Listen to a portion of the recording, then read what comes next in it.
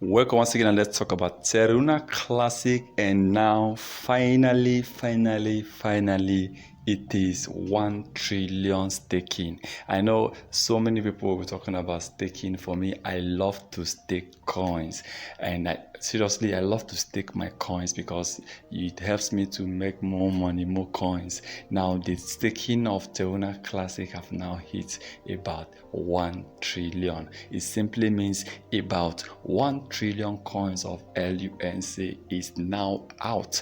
I've been taken out of the supply, and I believe the staking will increase more because as of last year, towards June last year, the staking was not even up to 30 billion coins, and now we are talking about 1 trillion within few months. So imagine the next 12 months what will be happening. Maybe this time the staking might be hitting 2 or 2.5 trillion staking.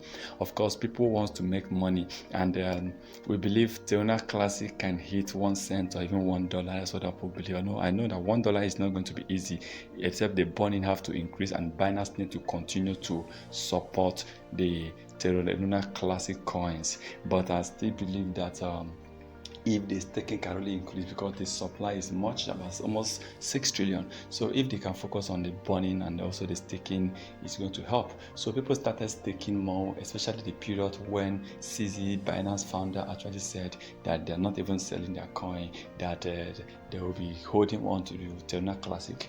And from that period, I discovered that the staking of this coin, Terra Classic, LUNC, increased a lot. So some people, instead of selling, especially when Terra Classic is experiencing a kind of a bearish, you see people rush to sell.